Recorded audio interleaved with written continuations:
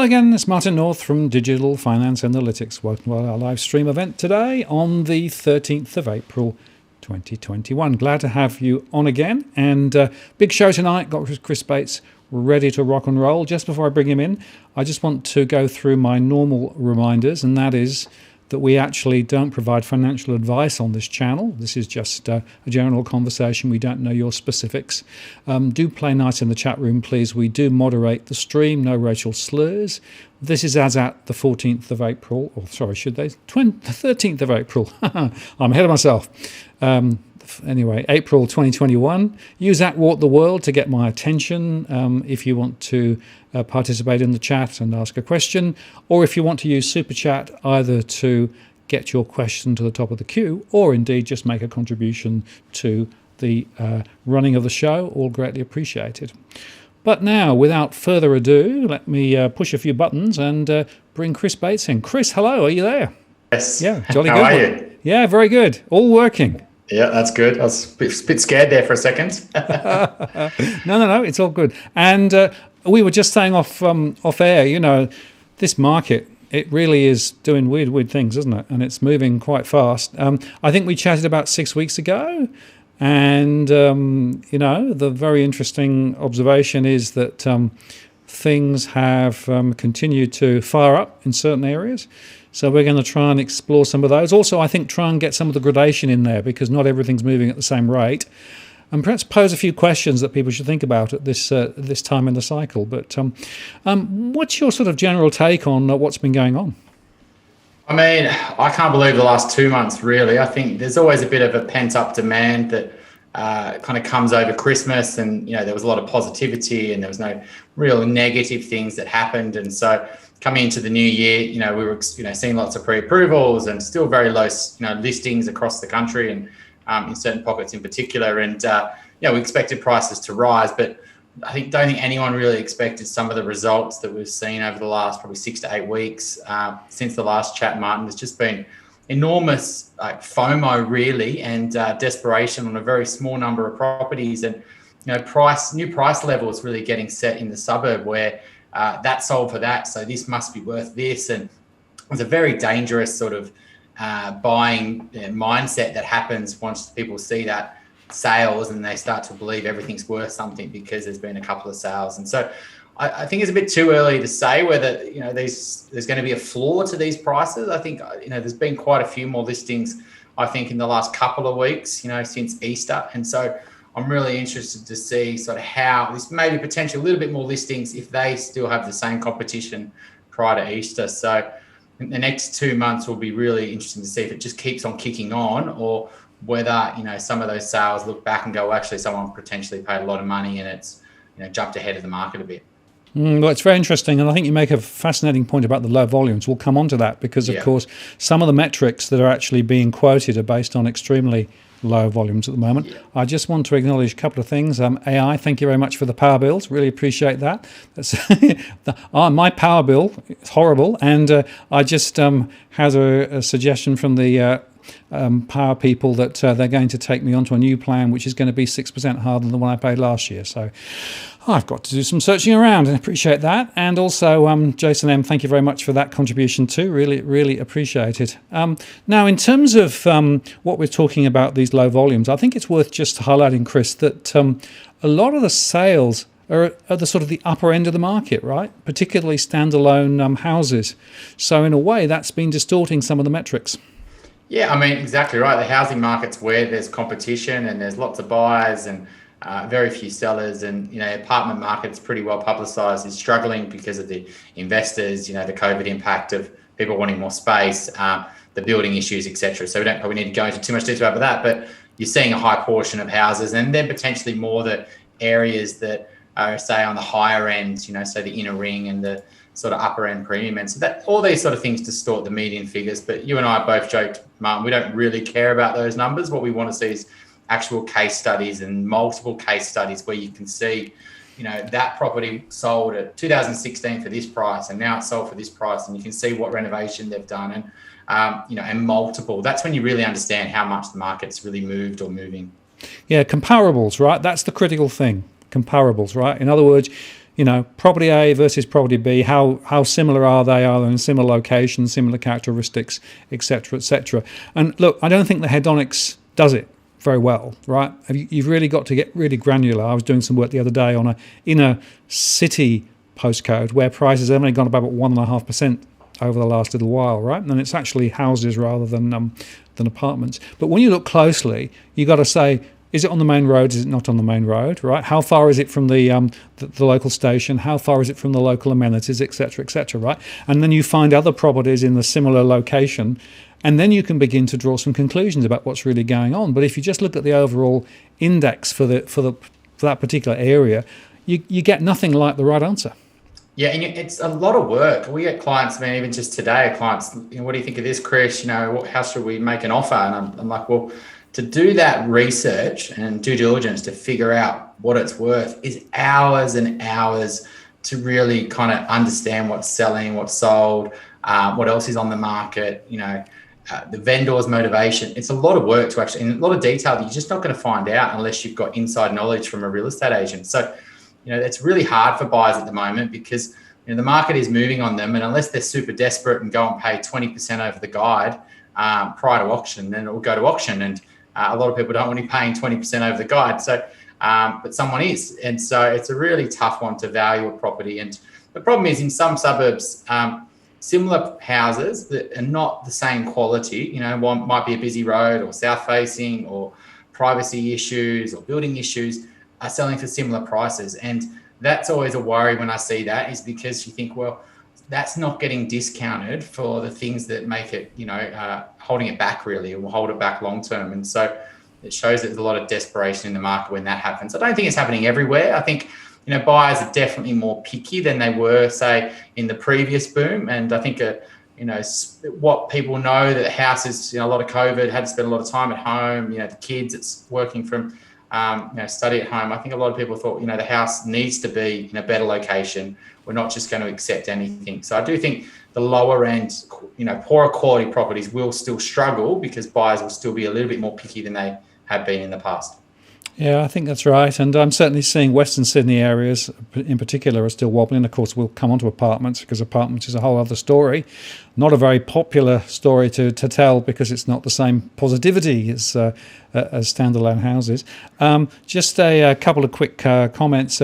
Tony, thank you very much for your contribution. Really appreciate that. And Cookie Boy asked you, Chris, thoughts on underquoting. What do you think? Is it happening? What are the solutions? Should we ban price guides? Discuss. Look, you can really attack the real estate agent and say, look, you're underquoting it. But the market is moving on the real estate agent. So when they did that pricing and they originally looked at it, they always underquote. Like, it's just, everyone knows that that's the case. They will find comparables that are potentially not the best comparables, that are cheaper. So they can get a lower price guide because they know if there's a lower price guide, it's going to create more buyers. You don't want to put a high price guide on it and then people think I'm not got a chance, especially if everyone puts a 10% premium on the price guide. If everyone thinks that everyone else does that. So a real estate agent is damned if they do, damned if they don't. If they don't do it, they're going to lose a lot of buyers who think that it's going to go for 10% more than their price guide if they price it correctly. So it is an industry problem. At the moment, it's potentially even worse because the comparables they're using and how much the market's moved, the real estate agent, could say, well, when I listed this, I did think it would be in that 0 to 10% above that, but now it's selling for 20%, even 30%. We've seen some even more. I seen one a couple of weeks ago was 40%. So it's actually more. It's like 60%. Sold for 3.2 and it was on for 2. So it's tough when those big jumps over the price guide. I do think those agents, should be watched a little bit, and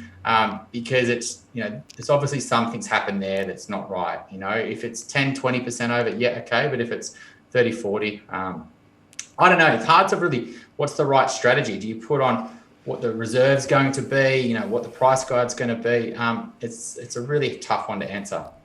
Yeah, in Queensland, of course, they have less guidance. Basically, it's a bit even more foggy. The question is that fogginess good? The problem is, of course, where do you get good data from to be able to actually make good analysis? Because either you need an estate agent that you can trust to give you, chapter and verse and the right answer, or you have to try and do it independently. And a lot of people get caught because, unfortunately, they're spun a yarn rather than actually be given really good information. You've got to be going to the auctions, to be honest, because that's give you that real time, staying close to agents, other agents in the area that, you might not have sold that property, but can hear what it actually sold for. Obviously, you've got the New South Wales Registry and you can sort of look at past sales, but there's a lag on that. So for me, it's on the ground, relationships with agents, and going to actual auctions and seeing how many buyers are out there, what are things actually selling for. And so when you're new to a market, especially in booms, when people get pushed out of a suburb and they're frustrated and they've got time pressure and the market's moving on them. And so they're fearful that they're going to keep running on them. So they have to leave that suburb and they go to a new suburb, but they don't really know as well. Maybe it's similar to where they are, but that's got, nuances to it, different roads that you don't want to be on, which you don't know about. And so you haven't really seen many sales in that suburb because you were looking in a different suburb. They're the real dangerous buyers and, who are new to the market and then just overpay for the poor properties. And that's what I'm definitely seeing, around where you think, hang on a sec, how is that poor road selling for that price? If that's worth that, what's the good road worth? But, there's a lot of the better roads aren't hitting the market. Yes, absolutely right. Now, one of the things I want to talk about with you, Chris, is this fear of missing out, right? Is FOMO still there? And there's a lot of it written about in the press, right? The question is it real? Is it not real? And maybe we should sort of go around each of the main segments in the market. Let's start with first home buyers, right? I'm certainly seeing many saying, I need to try and put a bigger deposit together. And then, how do you do that, right? And there's lots of questions about how you build a deposit. One of the things I am seeing is a lot of help from the bank of mum and dad. We might touch on that in a second. But FOMO, what's the story? Oh, absolutely. I mean, first home buyers, and also I think people who have bought a apartment for their first home, and they will say they were single and now they're in a couple. For me, they're like first home buyers anyway. They've just got a bit more cash, but they've potentially missed out or they've seen the last boom. So they might have bought an apartment in 2014 and that really ran on them, or they didn't actually buy in that boom because the prices run on them. So there's also, or they were just watching the market and they saw that happen and they got worried that they'd never be able to afford a house. So, that's still quite fresh in a lot of people's minds. And so when they're seeing the market move fast and they see rates low and then the media gets behind it, absolutely, it creates all this fear that, especially if they're getting to that family formation phase and, kids are on the way or they've got young kids, absolutely, they don't want to be priced out and then have to move city and move away from family, etc. Bank of mum and dad, absolutely. We've seen it because their properties are potentially worth more because they're confident about the property market, and they're willing to give a little bit to their kids. And most, if depending on each situation, but, I'd say most, probably more than 50% are getting help from their parents. And it's quite a lot of money that they're getting help with. Yeah. Well, let me just come in there and share a bit of data. This is actually my data, right? So this is the bank of mum and dad. So it's about 60% of those actually who are buying at the moment, first homeowners, are actually using the bank of mum and dad. You can see how that massive dip happened and then it's come back very strongly. So that's the first data point, which I think is a very significant one. The second data point is the average amount is now, 90,000 basically. That's the average amount that's being handed across, whether it's a loan or whether it's actually just paid down to the kids to allow them to buy.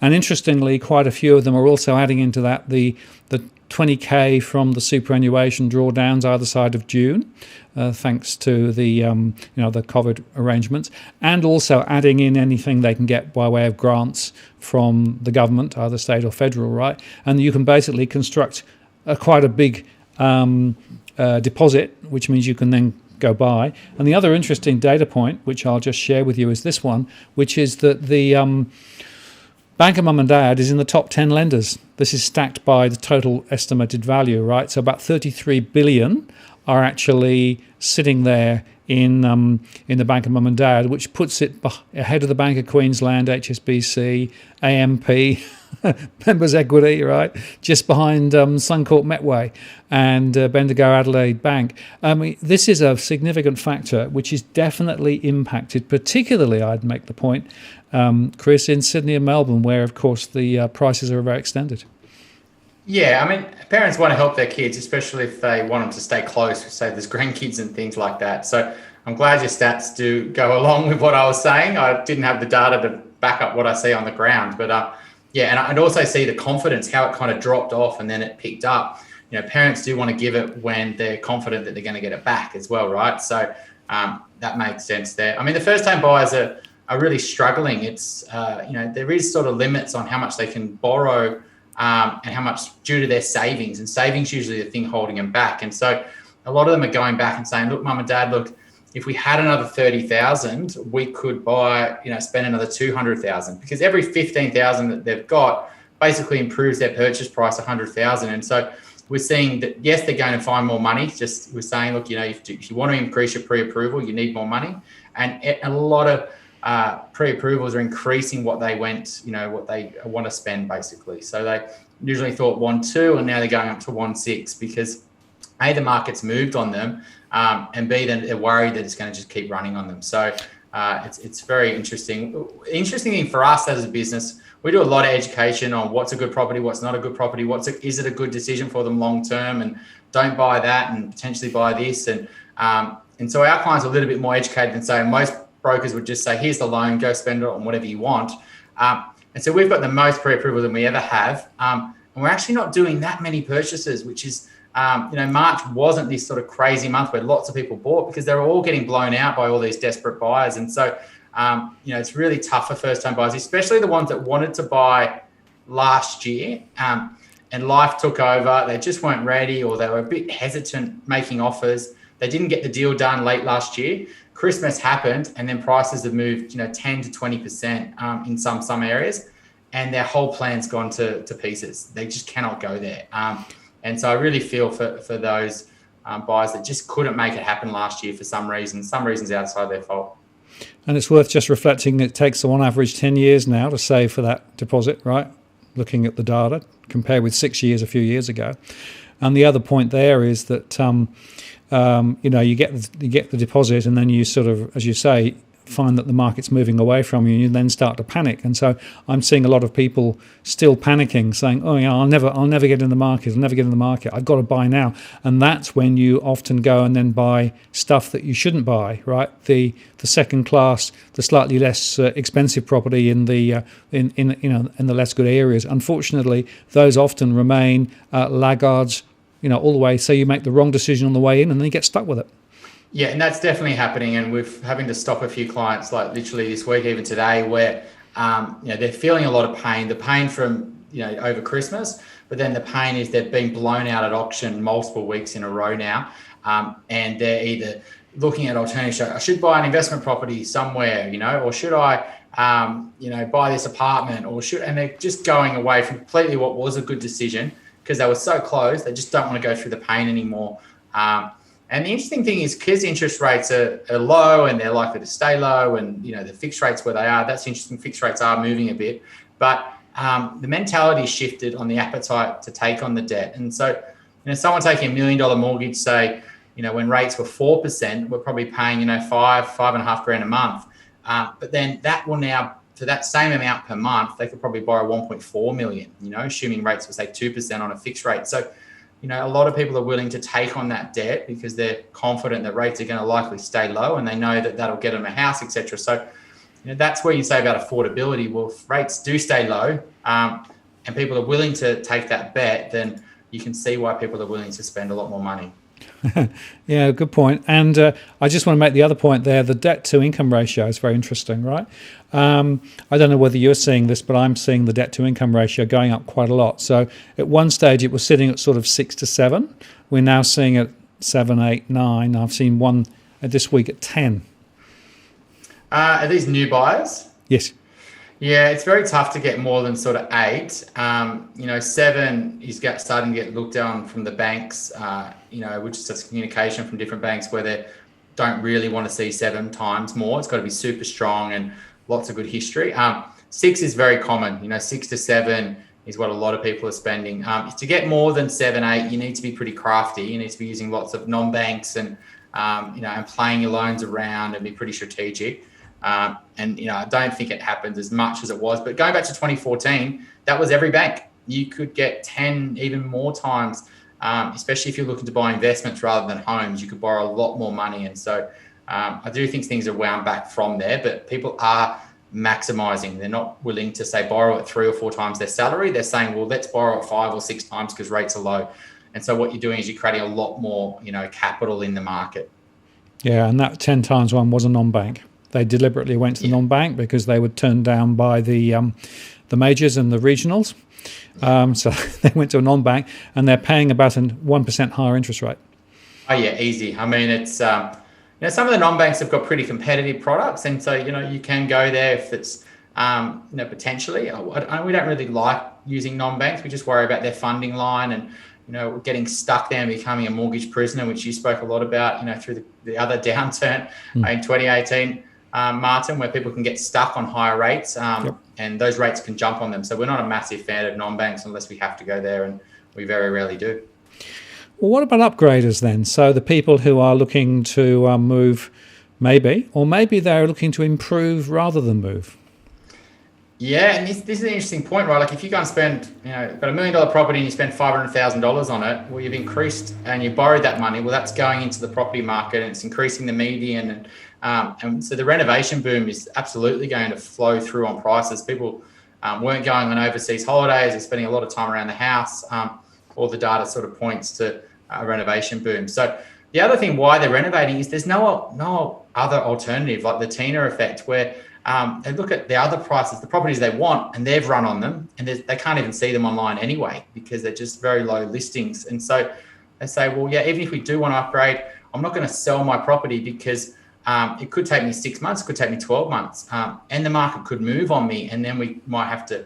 A lot of people, especially the downsizer market, are worried that you could be homeless or we're going to have to rent again, haven't rented for 20 or 30 years. And so a lot of upgraders just want to sit on their hands until they can really see lots of properties on the market. So this Mexican standoff sort of kind of dominates, and that's where you're getting the renovation boom. It's all too difficult. Stamp duty is 5%, selling costs. I don't really want to take on that extra debt plus pay all those costs, even if rates are low. Let's just do a renovation.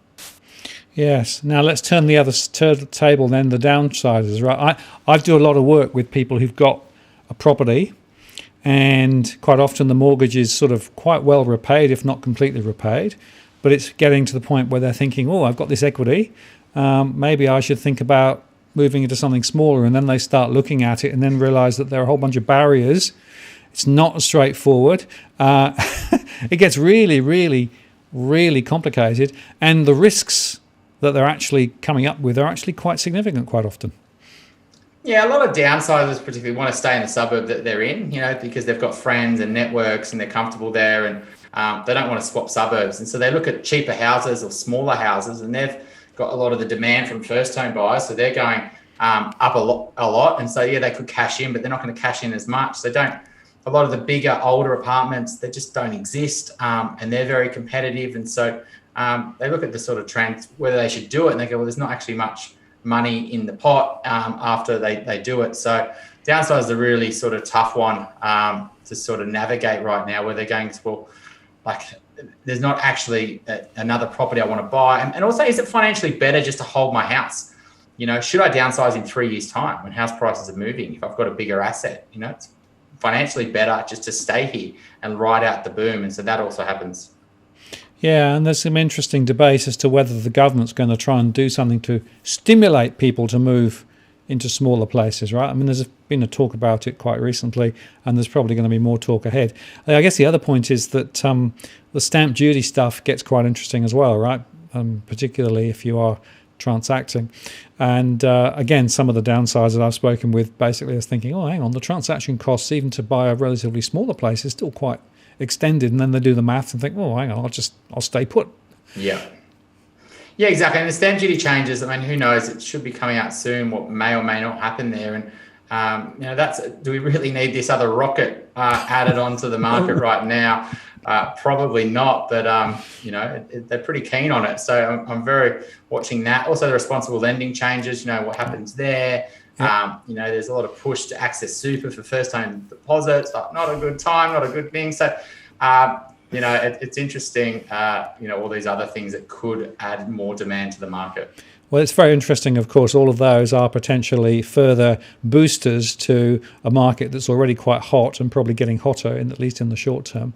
Although, of course, on the other hand, you've got JobKeeper and Seeker coming off, and some more concerns now about the lockdown and how long it's going to go for, and whether international borders will open next year, let alone this year. So, there is, again, some uncertainties. But I guess the uncertainties I'm interested in now, Chris, is property investors, right? Again, I've done quite a lot of work with a bunch of property investors, both who've held portfolios for some time, others looking to get in, others who've never done the calculation as to what the returns really are. And when you actually sit down with them and do the net returns, they fall off their chair, realizing how much they're losing. Property investing is pretty tough at the minute. Property investors, most don't do a good job. We've seen thousands and thousands of people been solely talking about property for the last 9 years, and we very rarely see the property investors who have done it really well.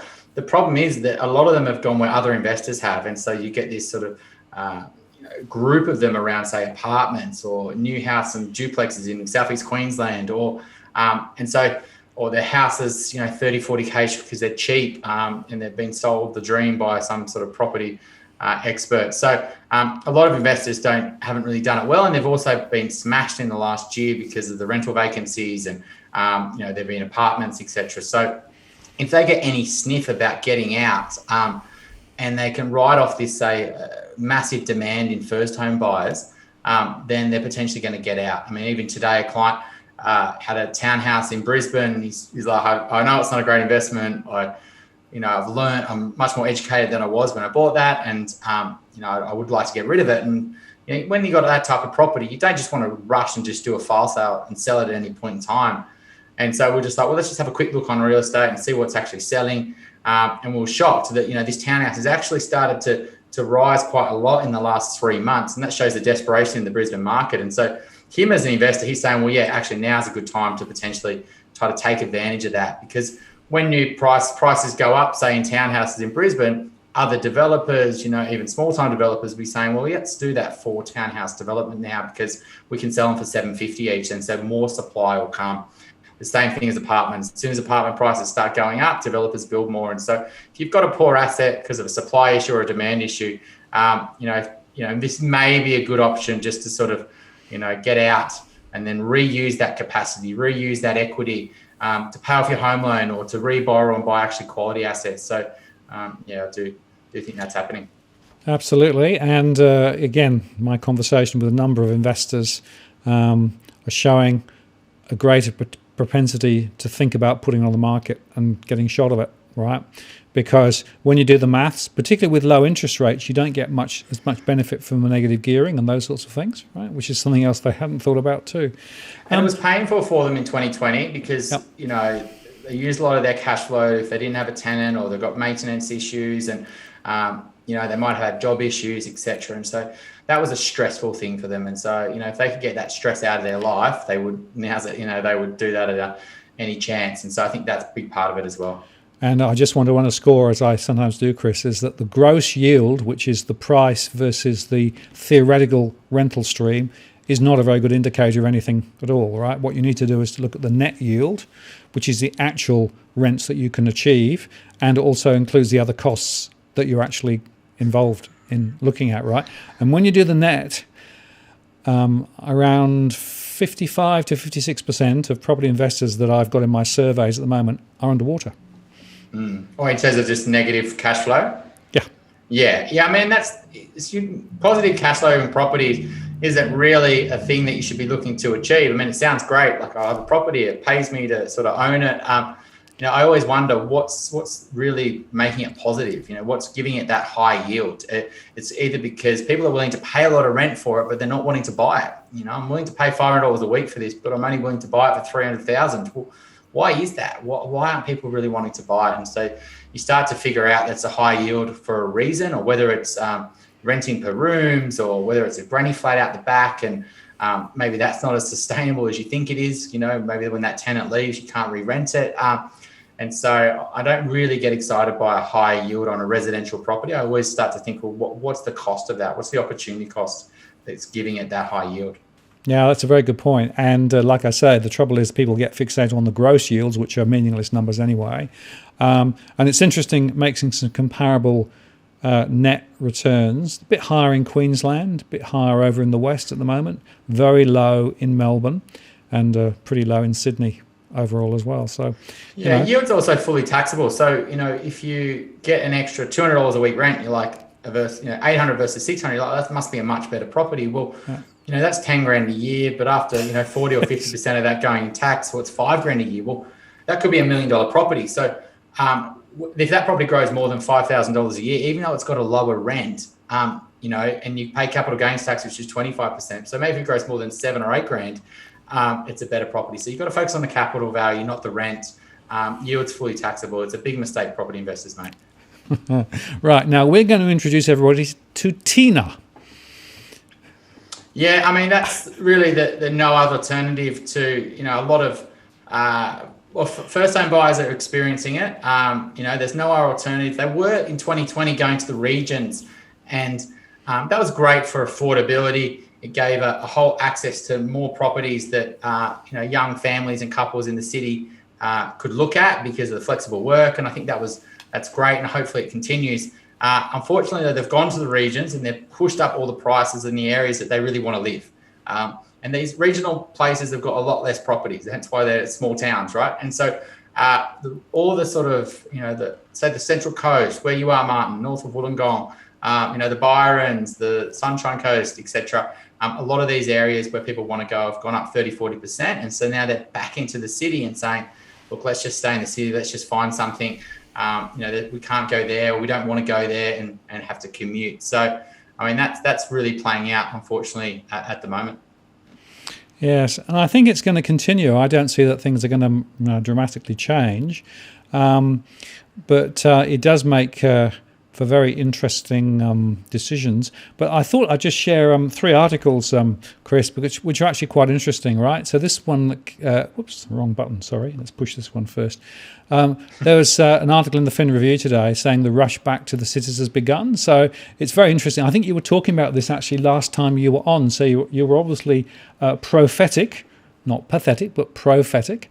And the fact is that maybe, all that dashing to the regions is reversing. Yeah, and we've seen definitely clients who would have looked at going to the regions. We had lots trying to buy up Central Coast, near you, Martin, Blue Mountains, Bowral. And the return to work thing is a bit of a negotiation at the moment, speaking to clients. They want them back in the office. Employers are sort of holding their ground, and is it 2 days? Is it 3 days? And so I think that's, people aren't as confident as were in 2020 that the return to work is going to be, 2 days. It might be 4 days or 5 days. And so that was driving a lot of the move to the region, is that confidence.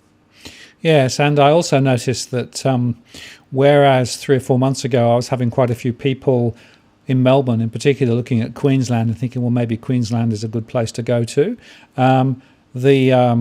The storms and things they had up there and the price rises has rather sort of taken the guilt off that gingerbread, and so they're sort of thinking maybe Melbourne's not quite so bad now. So it does show you how fickle this can all be. There was another article that I think was quite interesting, which is that UBS came out today and said that JobKeeper's demise could double the numbers of properties for sale. That's based on some surveys that they are doing. And I guess that comes to the question of, stock ahead, because I'm noticing, I don't know whether you're seeing it, Chris, but I'm noticing an increase in listings just started, and an increase in the number of people who are now saying, well, maybe they should think about putting their property on the market. So rather than seeing the listings numbers continue to drop through winter, we might actually see them begin to rise a bit sooner. Yeah, I mean, let's say JobKeeper, you've lost your job, for example. You don't just go and sell straight away. You lean on all your other resources. They may have other savings, might have buffers, etc. So let's say, assume they don't, then they might have to sell. But where they're going to have problems are in certain areas where people have got high LVRs, low deposits. So they had low deposit home loans where they've maybe bought with a 90% a few years ago. So you get lots of new house and land packages areas, and potentially lots of young families who have only got one person working or, younger in their careers, etc., have less buffers. So where are they? And so, that's where I think you'll find the problems with the JobKeeper, or where investors are really struggling, and they just get rid of their apartment. And so I think you'll find if there is going to be more listings like doubling, it's going to be areas where JobKeeper is really going to play out. And that's the two areas. Is more listings coming? Yes. But, if you're buying, you think, okay, more properties, more choice. Unfortunately, more listings, especially in an owner-occupier sort of driven market, means that more people are selling, and they're usually upgrading, or they're going to sell their apartment to buy a house or buy a bigger house. And so unfortunately, more listings also means more buyers a lot of the time with owner occupiers, because if they're selling that house, they need to go and buy another one. So you've got more competition, and the people selling today generally have more cash than the current market because they're getting today's prices. And so when someone does sell, like a client sold in Surrey a couple of weeks ago, they took the great sale price there and they bought in Randwick today just out of coincidence. And so, they had a lot more cash because they got a good sale price. And so, unfortunately, a lot of buyers are like, yep, great new listings, but it actually means more competition a lot of the time. And that's not potentially what you want to hear. Well, I'll just put this one up. This is actually the mortgage stress chart for Sydney region, right? And the colour is quite interesting. So the reds and the darker colours are effectively where a lot of the stress is. That is very interesting because it maps very strongly onto two things. Firstly, it maps on to where the JobKeeper and job seeker issues are really very, very sharp, and also where I'm seeing more listings coming on. So there is definitely something going on to see that there's a lot of the stuff in the outer suburban ring is where a lot of this new listing is going to come onto.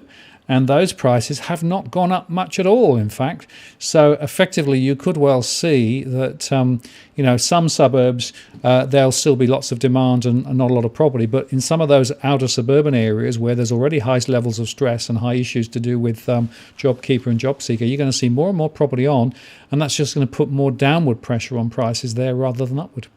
Yeah, when you own property in areas where there's new housing estates, and you look over your fence or just drive down the road and there's farms and farms and farms. And every city's got this.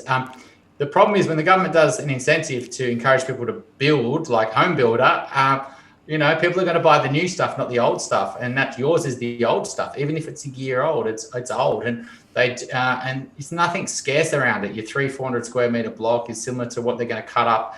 And there's so much land they can release. And so as soon as there's this sort of first home buyer boom, and encouraging people, everyone wants new, not old. Everyone wants a new car, not a 2-year-old car.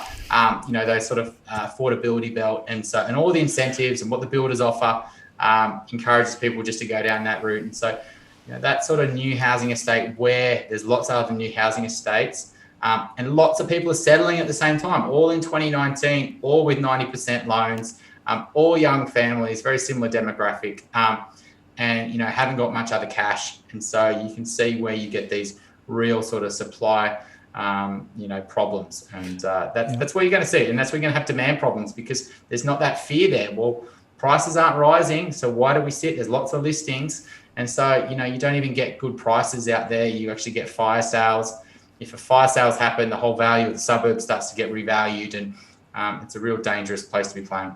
And I'll just show you the Melbourne one because, again, similar ideas, You look around Werribee, look around the Dandenong, right? High growth corridors, high level stress, high levels of JobKeeper, job seeker, and now listings going up. So, you can begin to understand the dynamics that's creating it. And again, I think people should be really cautious if they're looking in those areas. And as you say, if you've got a 2, 3, 4-year-old property in those areas, you're going to be competing with the new stuff just down the road.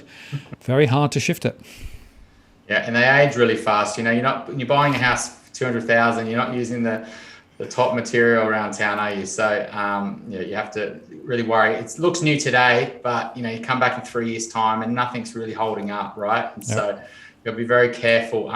Client was going to buy a new thing today, and I was just like, it looks great. It's a new townhouse. I know you're frustrated that you keep missing out, but it's not hot right now, and it's in a good suburb. So why is it everyone wanting it?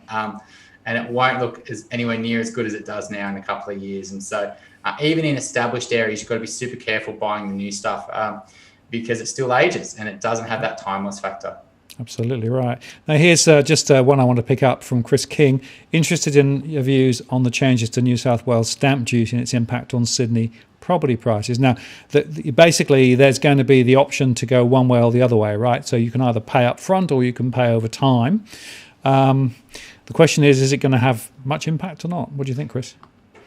Absolute massive impact. And if you're thinking, I'll wait for 5% so I don't have to pay stamp duty, and so I make a saving, I think you'll be paying a lot more in the purchase price than 5% than you're saving on stamp duty. And you'll still have to pay stamp duty anyway through sort of an annual land tax. It's interesting, it won't be for every property. You know, the state government will want to keep the top end of 20% of transactions and get the stamp duty up front on those. And so if someone might be buying something at $2 million, you're not going to get a stamp duty waiver, and so you can do land tax.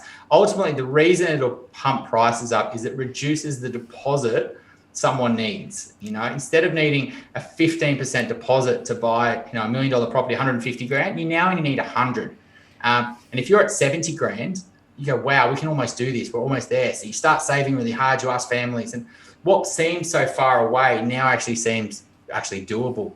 And it also, the media hype around it, and everyone will want to get involved because they're like, we don't need stamp duty.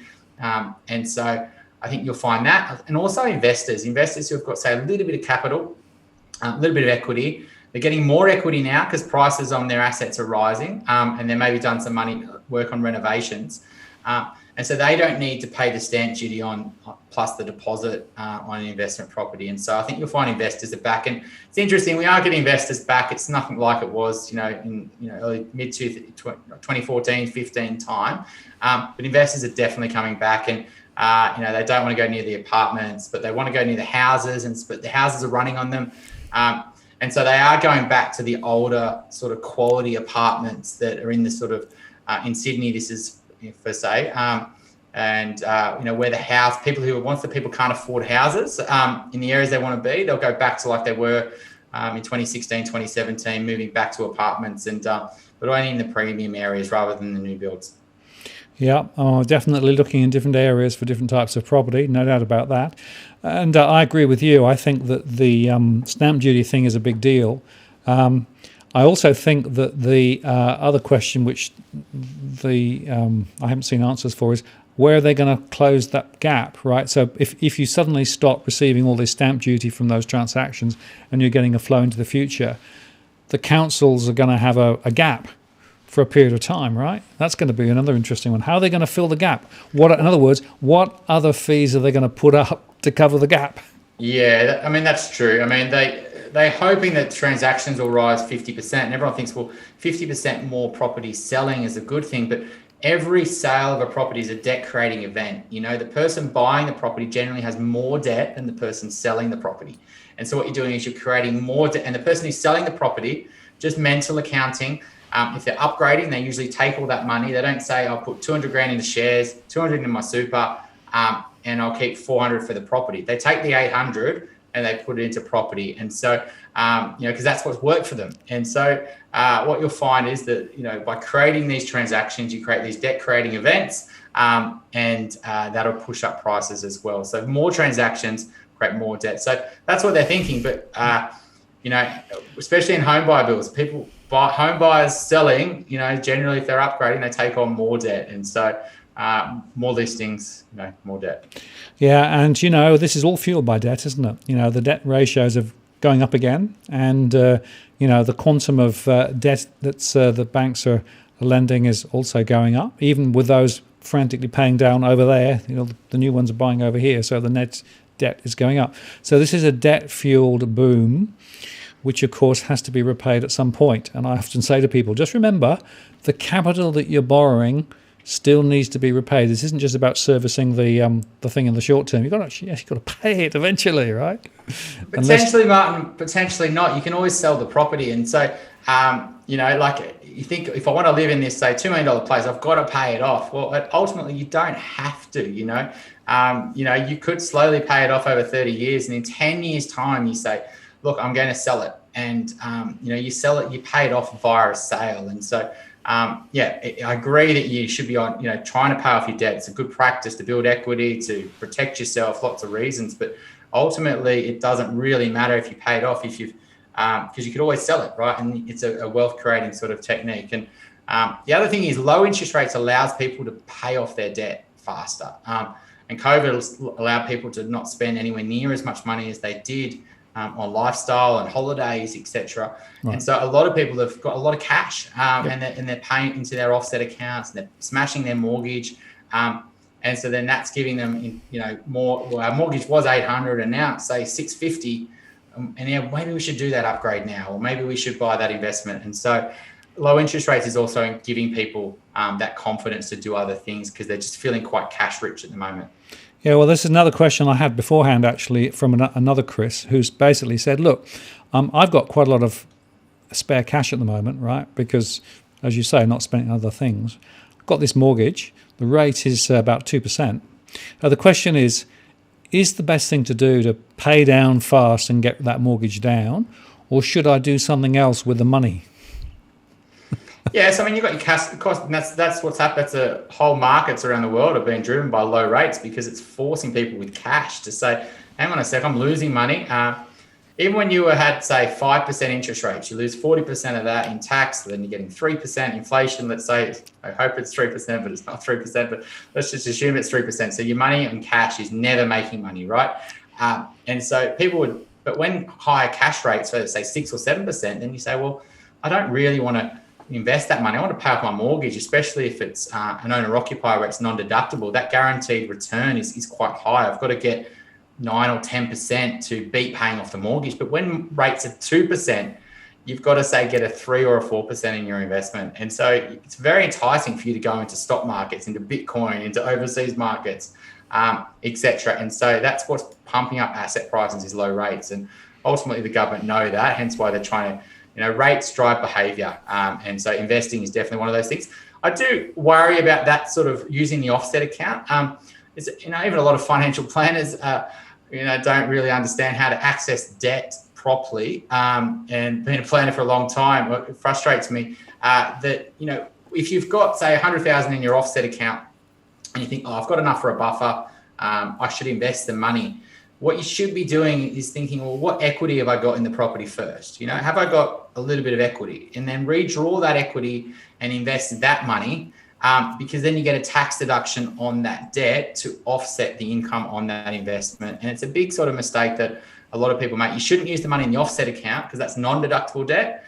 And then you'll have to pay interest at non-deductible rates versus investment rates, which are tax deductible. So, for that person there with sitting a lot of money in the offset account, should actually go and get an investment loan and invest that money rather than using the money in the offset.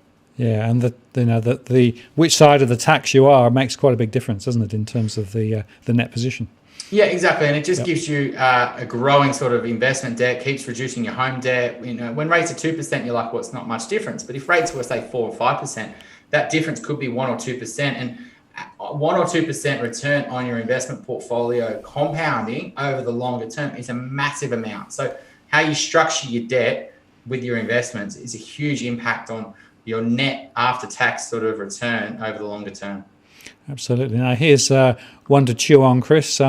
Zach says, do you think Australia will end up in negative interest rates? Give me your take first, and I might add to it. It's an interesting one. I think if we start to see employment numbers go back and we start seeing inflation potentially rise, and do they keep dropping rates? I think but I've been proven wrong on interest rates so many times that I think it's a bit of a mug's game to start to play this, right? I was working in the UK back in 2008 when rates went to zero, and I was like, wow, I didn't even think this could happen. And they're still zero in the UK, 13 years later, right? And so if someone said to me they would be zero, I would have. And even just the last year, I thought rates were pretty low at 3%, and now we're getting rates under 2%. I thought, how's that even possible? The bank's margin's 2%, and so the banks are really undercutting what they're willing to make on you as a customer. It's interesting. That's why a lot of people these amazing fixed rates the bank's willing to offer you, because they don't want to make money on you over the next 3 years. They want to make money on you on your variable rate, and then you not refinancing. And so be careful just falling for a good fixed rate at the moment. You've really got to make sure you're also getting a good variable rate I'll just throw that in there as well. A bit of No, that's very, very important. The old fixed rate trap, right? yeah, exactly. Exactly right. And look, I'll add to this from two perspectives. This one I put up earlier, and this is actually the Fed chair, Jerome Powell, went on 60 Minutes in the US and was actually interviewed. I may do a show on this article, but it was interesting that he was talking about three things. One is he thinks the US recovery is really going to come quite strongly. He doesn't think inflation is going to be a problem at all, but he does think that rates probably will go up, but only very slowly. But no real sign of negative interest rates from the Fed, right?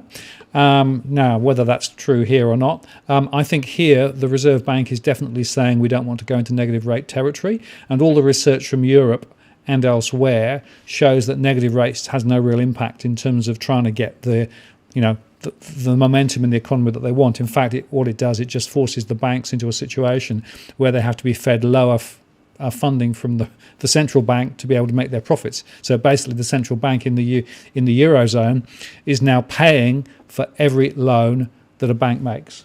That's the net position. So there's a lot of reasons as to why negative rates won't necessarily work, but there's also an argument as to why negative rates might be required, and that is that if you think of what happened last time we had a big crash in the global financial crisis, rates would cut 4 or 5% to try and get the economy back to life again. We can't do that now without going to negative rates.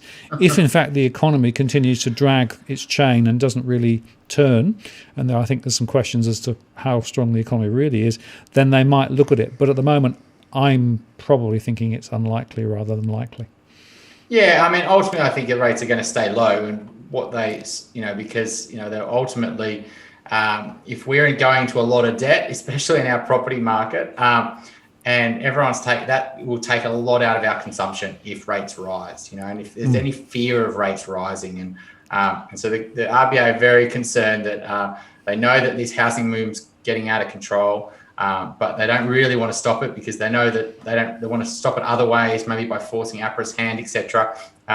Because they want people to be, still spending and thinking that rates and consumption to go up. So if they know if the rates are starting to rise on people with a lot of debt, and it's taken on a big mortgage, and that rates jump from 2 to say 3.5%, people will be freaking out. So the RBA does not want to increase rates. Obviously, the exchange rate problem as well, with the world not increasing and they can't decrease and all those sort of things. Yeah, exactly right. And in a way, we are just a shadow of what the Reserve Bank, of what the Fed does and what the Reserve Bank does. They will react to what the Fed is doing, I think. Let me just acknowledge Jason. Thank you very much. And appreciate that. Just bought Beam and Coke for the shout. Appreciate Martin's and his guest information. Incurring expenses to deliver us for free. Who's going to shout the next round? Hey, thank you very much. Well, don't do this to make profit. But there are costs involved, believe me, in running this show. So I appreciate that. Thank you very much, Jason. Now, there was some interesting conversations there. Otto makes the point that if you look carefully, no place has negative rates. And that is true in a way, because if you look up in Scandinavia, where there are some negative rate mortgages, although the interest rate's negative, you're paying fees. So the net position is still you're just paying differently. Yeah. So we'll see. And Cookie Boy says the rates will go up sooner than the RBA's 3-year forecast. External factors are going to be the critical driver. Whether in fact we will see that, who knows? And also another question here, do you think the macroprudential machine will be activated as quickly in Australia as in New Zealand? No, I don't. I think we're going to see APRA and the Reserve Bank saying nothing to see here, nothing to worry about. We don't even think that property is overvalued. We think the lending standards are fine. There's no reason why we would intervene unless the investment sector starts taking off dramatically, is my read. I don't know what you think, Chris. I think they could do a few things. I think they want first home buyers into the market. And so the government 5% deposit scheme, I don't think it's going to be trying to do too much more of that. 90% plus loans, they've already highlighted that they don't want to see those increase. And so they could, if there is a dramatic increase on that, or they could put more restrictions on the banks around those really low deposit home loans. Also, the high multiples to incomes, the debt to incomes that are over, say, 7 or 8 times. We saw banks that Well, going ahead with making DTI changes and speaking to BDMs, we sort of get a bit of an insight of what they're thinking, and they were potentially going from a maximum of 6 times at certain LVRs to 8 times. It was a big change, and it opened up their bank to lots of other new customers who were having to go elsewhere. But they completely rewound that decision because I reckon they heard on the street and a bit of pressure with APRA that they don't want to see these high debt to income sort of loans. So I think the average debt to income is going to increase, but I don't think we're going to see this blowout with very high multiples. I think APRA is going to watch that very closely and be watching what the banks are doing. So I think they'll be doing things like that, tweaks around. They won't be sort of saying every property needs a 20% deposit or investors can't be in the market, and because there's not many investors in the market anyway. So right. It's a tough one for them to manage. And, the bottom line is this. They need the property market to go on giving, right? They need the debt machines to continue to run because that's all they've got. Yeah, exactly. We feel wealthier if the house price has gone up, or if we do sell our property, we can spend 50 grand on a car, or we go on the, and so, house prices are probably our only ticket to the game in Australia, and making people feel wealthier. And with rates low, they're hoping that they go out and spend that money, and that pumps up the economy. So, that's the Australian. The way we're built, it's not the greatest way because mortgages encourage you to take less risk, and so less innovation, less businesses take less risk because they've got the mortgages, and so hence why our economy and who we are as a country have probably got less innovation than other cultures because we are focused so heavily on putting people into mortgages. And you don't go and start a business if you've got a big mortgage over your head and things like that. So there's lots of social problems and things like that with higher prices. So, but that's the system we've built, and that system is unlikely to change because we haven't got an alternative system to move to. And it's so hard to make that transition. So, absolutely. I think that's what will continue to be the game in Australia. And it will be politically unpopular to change it, right? So, we are where we are, as it were, and it's just going to get a continuation. It's probably not an election winner to say, well, we need to take prices down. We're going to tighten lending. So I can't see the political will, but we'll see. Also, the tax changes. I know they made some tax changes in the New Zealand around sort of capital gains tax and things like that. I think that the Labor didn't really go too successful at the last election with their big tax policies, and have they got the guts to sort of come back with banning negative gearing and lifting capital gains tax and franking credits, etc. I think they'll be a little bit more apprehensive, going gung-ho and thinking they've got it in the bag. So I don't know whether they're going to have the confidence to do it, and the Libs are going to say, well, nothing to see here. So I don't think there's going to be any massive tax changes. Things like that could massively impact the property market, but I don't think, like you said, Martin, anyone's got the guts to go near it because they're so worried about blowing up the only thing that's sort of holding the country up. Exactly right. Now, here was one that Cookie Boy said, are you seeing a drop or a rise in people going for fixed rates at the moment? A rise. Just recently, CBA increased the fixed rates on their 4 and 5 years. What CBA... they are the biggest. What they're doing, I always like to watch. It's probably a good indication that, some of the other fixed rates are going to go up. So especially the 4-year fixed rate around 1.9% seems to be a pretty good deal out there. And so a lot of people are trying to get on hold of that one. Yeah, I actually said about a month ago when the 5-year rates were really very, very low, that was probably going to be the real sweet spot in terms of the fixed rates for that period. They've now gone and they're, if they're there, they're higher. But there's still quite a few people who like the certainty of what they're paying for that fixed duration. And with all the talk of rates potentially going up sooner, there is, I think, I see in my surveys, a bit of intention to go fixed. Although, as you mentioned earlier on, got to be a little bit careful with locking yourself in at the right point, right? Yeah, the break costs are usually priced on what the other alternative fixed rates are at that point in time and how long you've got left, etc. So the big problem with fixing is if the variable rates and the fixed rates drop dramatically. And I was personally liable for this. I mean, I thought a good fixed rate for 5 years was 3% or 2.8% or something. I locked in January, and then COVID happened, and all the fixed rates dropped, right? And so. The break costs went up through the roof, especially people who locked in around 4%, around when 2016, Trump time, when then fixed rates have dropped dramatically to say, 2s and 3%. The break costs were enormous. So you have to wonder whether you're fixing now, whether the fixed rates are going to drop dramatically. And so your break costs aren't potentially that high. So even if you do change your plan, and you do fix and you want to go back to variable, you want to sell your property, maybe you don't have to be too concerned about your high break cost. Absolutely, and the old break costs can be a bit shocking for some people when they actually realise what the numbers are. They didn't think it was going to work like that, so it's worth reading the small print if you do go fixed. Yeah, and they have dropped recently, so because the longer term funding's dropped and the fixed rates are moving up, etc. like that. So if someone has done a break cost analysis 3 or 4 months ago, because they're like, God, I'm getting smashed with this 4% rate, and they go and do the break cost analysis now, we're finding that it's a much more favourable to potentially break and pay that cost, and potentially get in before rates rising again. So if you have done it, I'd just urge you sort of go and do the numbers again, because you might be pleasantly surprised. Absolutely, shop around, and there are some very good rates still there. And as you say, the break costs, that formula has definitely moved quite recently. Yeah. Now, Beige Sugar asked an interesting question about negative rates. Negative rates won't affect deposits, and it's an interesting observation because, of course, in Europe, where there are negative rates, the way it works is that people are being charged. They're being charged to hold money at the bank, but it's not a rate-based charge. It's just a fee, sort of so much a month to hold money in the bank. So, in fact, they haven't gone negative on the deposit rates. So that's whether that's going to work the same way if we were to go here.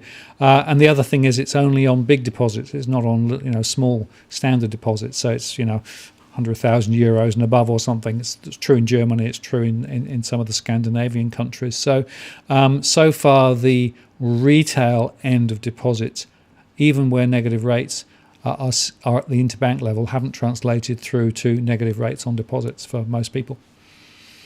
I mean, if we go to sort of lower rates than where we are now, which I didn't think we would, but that means one thing: more people looking to take on debt, more people looking to invest who've got money in cash, and so you know what's going to happen to asset prices. Absolutely. Now here's one from Mark.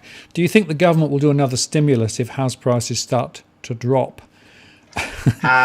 They'll always try to stimulate the housing market, even when the market's rising. First home buyer grants have been going on for a long time, and that's all new debt. And that's the thing. If someone upgrades, they sell their house, and yes, they add a little bit of debt, but there's always a point where they go, oh, I don't really want to go back into a big mortgage again. But first home buyers, that's all new debt, plus it's their savings, and then it goes into the property market, same as investors. So hence why they've got negative gearing. If you create another $1 million mortgage onto their portfolio, then that adds $1 million into the property market. And so absolutely, the government will always stimulate the housing market because a lot of those reasons, the wealth effect, the amount of money they make on property through tax, it's new property. If you add up how much money of that new apartment or that new townhouse they make in development costs and tax and GST and etc., zoning, it's a lot of money. It might be 30-40% of that $1 million apartment they make in tax. And so that's why they offer a lot of incentives to buy new. And you think, well, I'm getting this 25,000 free money. Well, you're not. The government, you're buying a poor asset, so there's a huge opportunity cost, which is a lot more than 25 grand. And the government isn't doing it because they're trying to be nice to you. They're doing it because the amount of money they make through that employment and all sorts of things. It's the multiplier effect is huge. And of course, the other point there is that if rates were to start to go, or if prices were to start to fall, that would put pressure on the banks in terms of their security. And that would actually lift the capital ratios and things for the banks. So another reason why they don't want to see prices slide down, because that has a significant impact on financial stability. And I do think a lot of the decisions that they're taking, as well as those, economic GDP calculations that you've just mentioned, Chris, relate specifically to financial stability, and keeping the debt ship roughly upright might be a bit stormy, but we'll try and keep it so it doesn't fall over. Yeah, exactly. I mean, ultimately, they're just trying to keep the house, sort of the cards, running really. And so, yeah. Exactly right. Now, here's another little one from Master Singleton. How would negative interest rates affect flexible rate home loans in the long term? And that's a very interesting question, right? Because the first thing to understand, and thanks for the super chat, by the way, the first point to make here is that the first place you'll see negative rates is actually interbank. So in other words, between the bank and the Reserve Bank. So what it basically means is if the bank's holding assets they're not lending out, they'll actually be charged a penalty. And that will make them lend more, and it might even make them lend at a lower rate to just get the money out the door. That's what happened in Europe first. In the long term, though, the evidence from Europe is that banks then pull back from lending and do less lending, and they move into higher risk trading environments to try and actually make a return. So they actually reduce their lending because they can't take deposit rates down much lower. So it actually puts pressure, and it means they actually then start charging more on the loans that they offer because they ration the loans.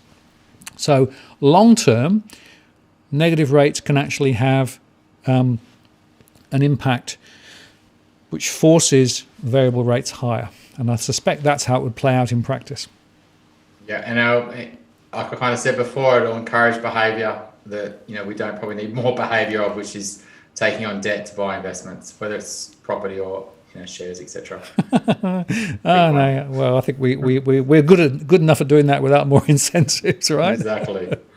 Now, one of the things I wanted to talk to you as we sort of come towards the last sort of quarter of the show is the concept of speed of market. So one of the things that we've touched on but not directly spoken about is that people are actually sometimes moving into decisions quicker than perhaps they should. And one of the things that I'm seeing is that people are cutting corners on the due diligence they're doing, relying, for example, on survey information provided by the vendor, perhaps not even doing all of the due diligence you normally expect. And it's the old adage, isn't it? You can repent at your leisure on this stuff when you go down that route. Yeah, it's absolutely happening. So the pain of missing out, or the market moving on you, does two things. It gets you when you're in that emotional state. You've got a time frame, maybe a baby's on the way, etc. You start to get desperate and you just want to solve your pain, and so you start potentially compromising. So you compromise on location, you compromise on the type of property within that location. So you start looking at the busier roads and you start to just say, well, let's just get something. We just don't want to miss out. If we wait, we're going to miss out. And so all that FOMO kicks in. So not only are they buying the poorer properties and paying, big prices for them, it's absolutely happening. But they're also buying them without any due diligence. They're not doing the contract check. They're not getting their building and pest done because they haven't got time, or they've done it 3 or 4 times. I'm like, how bad could it be? Or they're not even checking the renovation, whether it was actually council approval, or there's lots of things like that. Or just doing like infrastructure checks. I've got a client trying to buy something in the beaches, and I was like, do you know about the tunnel? And they're like, no, I don't know about the tunnel. I'm like, well, it's pretty public knowledge, but it has a huge impact on that area where you're looking. And maybe it doesn't have a huge impact long term, but short term, there's going to be a lot of building that's going to happen, and you've got to be aware of that, whether you want to live around that construction site for 10 years. So, local DAs, what's the neighbours doing? What are the people behind you? What's changing? Like when you're running at a fast, frantic pace, you just say, should be right, mate, let's just get it done. And unfortunately, once you move into that property, you start to see the issues that you didn't see when you were looking at it. The noise, flight paths are a funny one. A client at the moment is trying to sell a place that's pretty close to a flight path, and they're going to relocate back to Melbourne, and that's an interesting thing as well. Where Sydney prices run, some of the Sydney buyers are going back to other areas, say Brisbane or Melbourne, and so I think you're going to see that interstate migration pick up. But flight paths at the moment, there's not as many planes. And those plane numbers are going to increase. So I think that's a funny one at the moment where you think, oh, it's a beautiful backyard, but, maybe 2 years' time when the planes are back, you've got a lot of noise. So, yeah, due diligence is a massive thing. You can't, if there's something flawed about the property, you're better off finding it out prior to buying the property. And it's hard when you're in love with the property, but that pain won't go away because you either deal with it today or you deal with it when you sell it one day. And all your buyers look at it and go, well, I'm not buying that because it's dark, it's south-facing, it's got, building issues, it's got an ugly privacy issue. So you can't just go in ears pinned back and hope for the best, because you have to wait for another boom-like condition to sell. And it's not always a choice when you sell a property. It could be divorce, it could be you need to health, it could be financial, it could be because you're really just at that life stage. And so if you buy a poor asset, you're at the mercy of what the market is when you want to sell. And if it's a poor property, it's compromised, you may get severely discounted. And if you're not paying a discounted price when you buy, your potential returns are dramatically lower. So it's a real problem at the moment. Boom markets also encourage more poor property. We spoke about the investors before. We spoke about people who, want to do an upgrade. If you're in a great property, you're that incentivized to do an upgrade? Well, no, I will if there's something better on the market. But if you've got something that is not great, if you know you can get a better price than you could have got, you take advantage of that so you can get ahead of the market. And so poorer properties usually come first, and then the better properties come later in the boom. So hence why, we've got these problems. Absolutely. I'll just give you one quick war story. I was talking to somebody the other week who ended up buying a property in a quiet street, but it was actually sort of round the corner from a strip, right, of shops. And he couldn't understand why it was that the vendor of the place that they were looking at buying would only let them come around on a Sunday. Yeah. Lots of the smells, I guess, or something like that from the shops or something? Well, it was actually a dry cleaners that operated 6 days a week, right? And they had one of these, big machines in the back garden with the sort of the humming all the time between 9 and 5, and all the vapour from the chimney would sort of come back over the fence, right? They luckily, I actually suggested they should go and have a look anyway. And so I always say to people, make sure you don't go the same time every time you visit the property, right? Because you've got to actually go out of hours. You've got to go, particularly when there might be high traffic or when there might be high footfall or high activity, because those are the things that can really impact the value of the property. Yeah, you might not be able to get into the property, and this is a frustrating thing for buyers. They might want a private inspection, but if you're a real estate agent, you've got 40 people on the property, you do a joint, and you do it at a time that suits that property, when the sun's going through the windows and the garden looks the best, etc. It's the quietest in the street. You carefully select that. You get there early for the agent, and you turn on all the lights, and so that hides all your. Put some music on if there's noise problems, you spray if there's any mold issues, etc. So you're always going to see the property ideally in its best light from the agent. And so, you really want to demand to see it at different times. When the market's hot, the real estate agent will just blank you and just say, well, look, it is what it is. This is when you can see it. Yes. So, but you can still go to the area. You can still stand out the front of the property, be a stalker and, walk around, look at other properties and, go at night. Mozzies can be a problem. There's so many things that you can figure out if you just do the hard yards and do the commute. But a lot of people don't want to do that. It's just a lot of work. They don't think the property decision matters that much to their future. And, they just want to just get it done. They just see it like buying a shirt or something like that, or sometimes less. But ultimately, it's one of the biggest financial decisions because, you only make that decision once and then you sell it in 10 years' time. You don't sort of trade property. And so you'll only figure out whether that was a great decision when you sell it one day. So do that hard yards up front, and then you get the rewards for 10 years, you get that, whatever it is in the end. So don't be lazy with buying property. Best off finding out and keep looking before you sign that contract.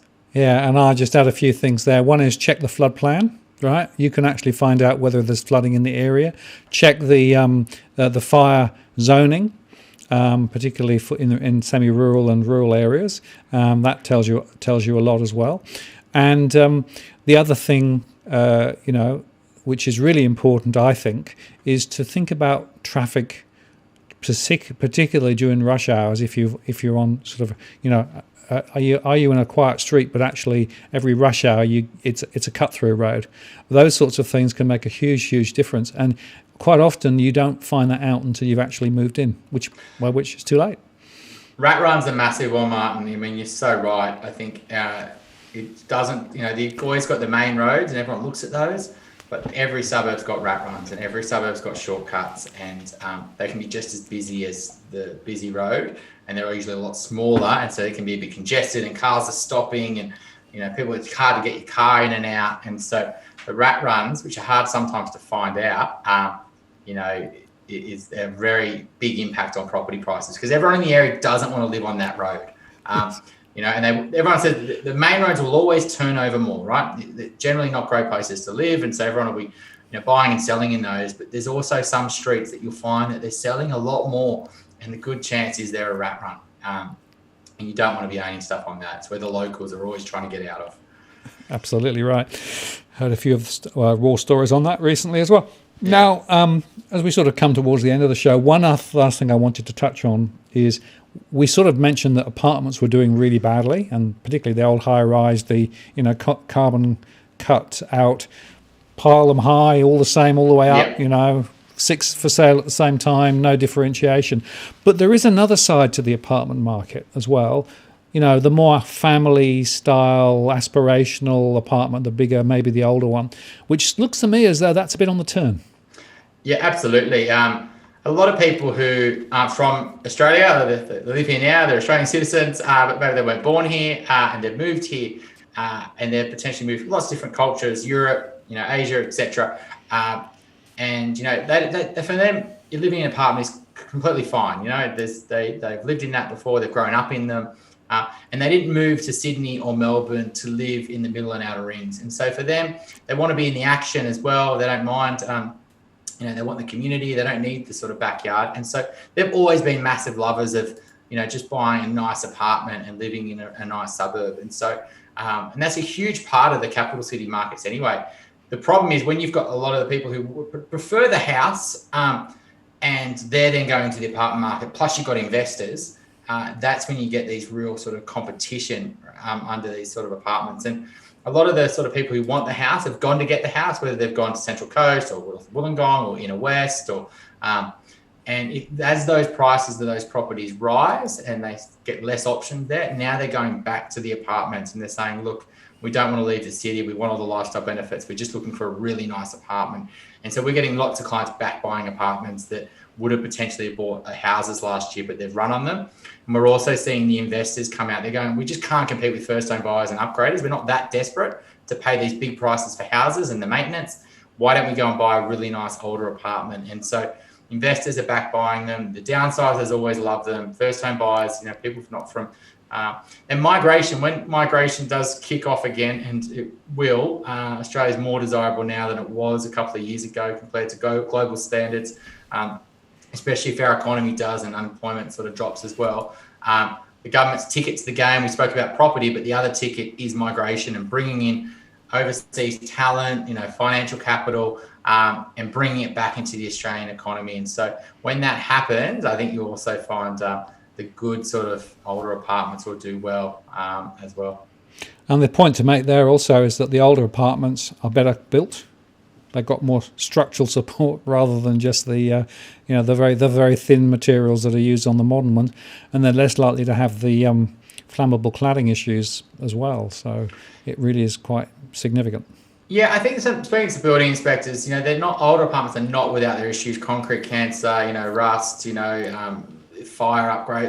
There is lots of problems potentially with older apartments, and so you can't go in blind buying them.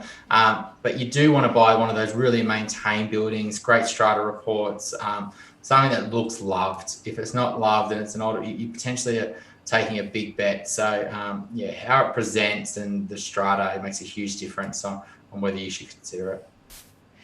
Yeah, absolutely. And I just want to acknowledge the number of people who are liking the show. A few people said, hey, not many people are liking the show. Please do like this show. It really does make a difference in terms of the way that YouTube actually propagates the show. And we get a lot of post-show views because of the likes. So, I'd love to see the likes go up over 100 before we finish. So, folks, if you haven't liked it, please do so. It's definitely worth a like. The advice you're getting from Chris is, really, really powerful, and no doubt in my mind that people will learn a lot from just listening and enjoying the show and joining in the show. So please would appreciate it. Okay, so we're sort of here. We are, April time. We come through winter. I guess the thought maybe we're going to see a bit more property price listing. The virus is going to take longer to get under control. The borders probably won't open until next year now. We might not even get the vaccines finished until next year. So what's your read, Chris? Price is still going to go on up or what? Yeah, so I mean, the border issue is, if anything, that just brings in more demand. It's not needed to support property prices. And if anything, if we can't go out of the country, we're saving and we're renovating our houses and we're focusing on our house. So I don't think the migration issue was ever really a problem. It is in areas where you've got high-rise apartments where lots of migration go. It is for university places, etc. And so that's got a big impact on the market. I think ultimately the demand is massive. We've got more pre-approvals than we ever have, not just on a client number, but also a volume number. And we had actually a really quiet month in March, just how many people were missing out and getting blown out at auctions. Shows how many desperate buyers and how many people are bidding on properties. And so more listings will come. Will there be a winter sort of break? I think everyone thinks, well, the real estate agents who love to sort of go to their Mykonos sort of holiday in winter and summer, they can't do that. Do they keep working? But I think they're going to have a break, like every year. Everyone's got to have a break at some point. So I think you will still see these listings drop off as we usually do. And at that time, a lot of people will be, looking to get into the market. So I don't like to be so bullish on the market, Martin, but when we look at the numbers in terms of people's appetite to take on debt, amount of buyers out there, pent-up demand over the years, you will start to see these quality assets still getting competed on in 6 months' time. Absolutely. And, my own modelling is suggesting that in a number of areas we are going to see continued growth. Not universally, though. I'm also seeing some areas where the story is quite different. And, those inner suburban areas, particularly some of the property that's probably on less good streets and stuff, definitely struggling. And I'll be doing a few shows over the next few weeks based on some of my recent one-to-one conversations where I'll just paint a few pictures of what I'm seeing, because even over in Perth, for example, I'm seeing areas where there's very little growth in the value of properties, despite the high-level headlines that Perth prices are booming. And by the way, in Perth, prices are still well below where they were back in 2013. Just to remind people, the prices don't always go up, right? Yeah. And sometimes that cycle of peak to next peak, that's nearly 10 years. So it's worth reflecting on that. Yeah, what I was referring to there is sort of the Sydney housing market in good suburbs, good streets. I mean, that's just really what our clients buy. We don't buy any house and land packages, off-the-plan apartments, new townhouses, etc. Things that have got the supply problem, I just don't think there's, who knows what's going to happen with those prices. You've got more supply coming, demand. If there's more demand, there's more supply. And so that's Sydney. But you're right, like places like Perth, what's going to rise in Perth? Well, I can guarantee you it's every of those little houses that are anywhere from the city to the beach, a little bit further north, a little bit further south. And in all the areas where we've got good schools and good places to live for aspirational sort of younger families, will be going through the roof. Once you go to the other side where all the house and land packages are, the apartments will still be struggling. So there's always a multiple tiers to every market. Brisbane, for example, it's absolutely going nuts in the inner ring. Things around the river, things at that sort of 700 to low to mid ones price point.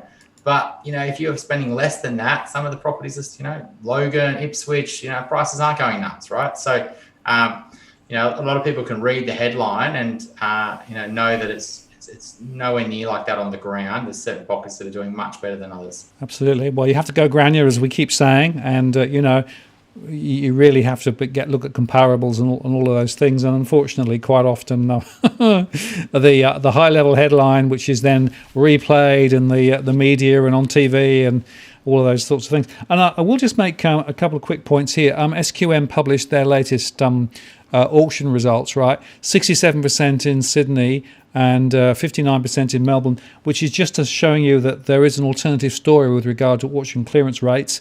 Don't necessarily believe the things that the media throw at you. I think the SQM rates is quite a lot closer. And also the SQM data on vacancy rates is quite interesting. The vacancy rates are rising.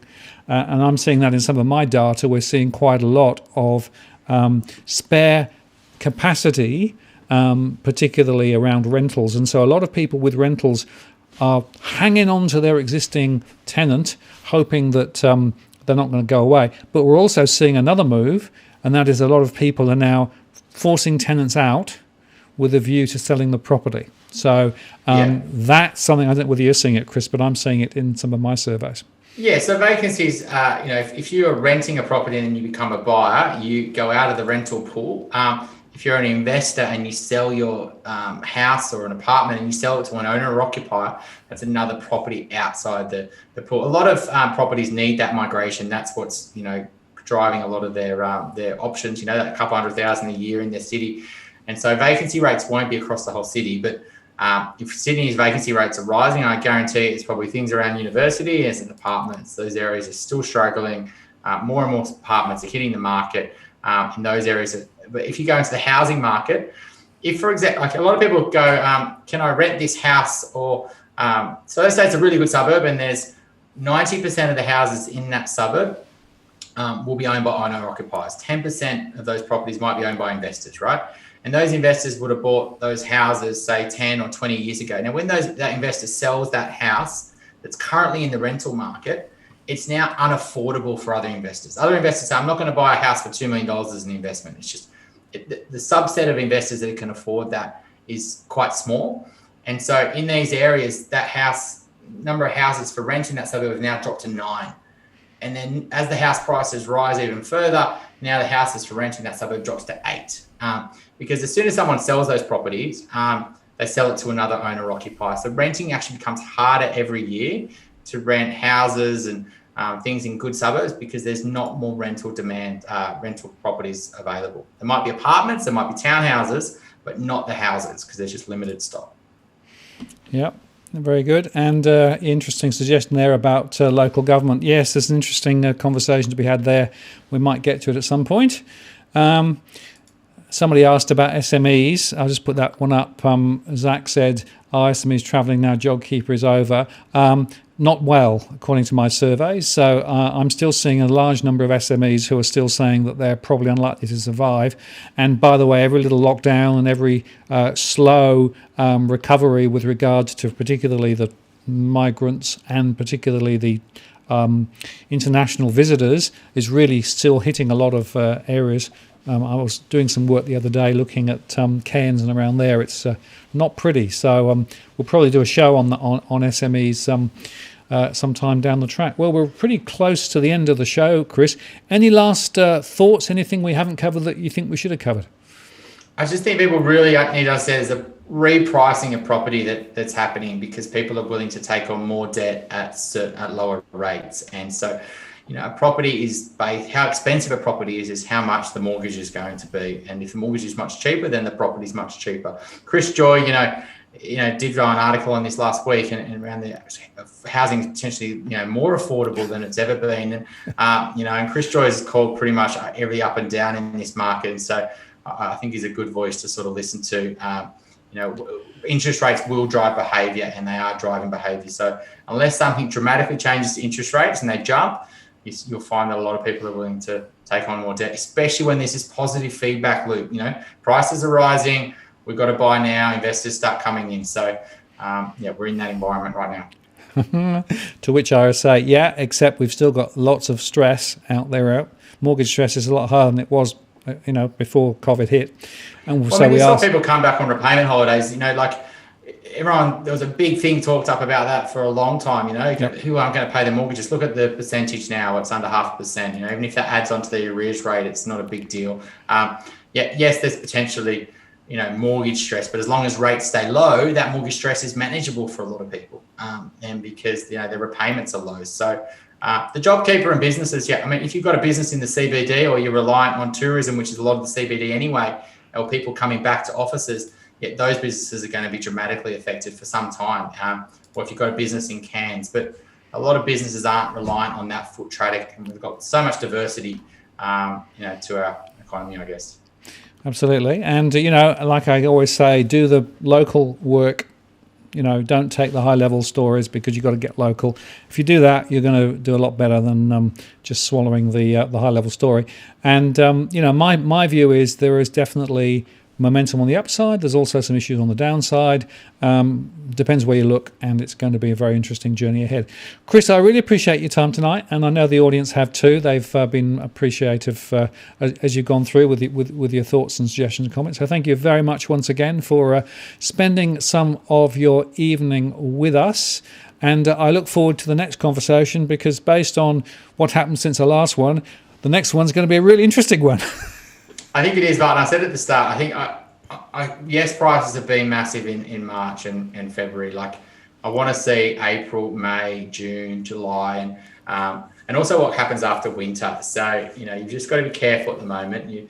Whenever markets are rising, they'll generally rise farther and further than you expect. I was thinking that in the 2015-16 boom, surely prices have got to slow down, but then they still went for another year, right? And so, you kind of got to be careful. You don't want to be the one who's bought in 2017 at the top of the market, and you really crystallize not making a lot of money because you bought at the top. So you've got to be always careful as you're buying into the market, and you aren't the one carrying the can at the end.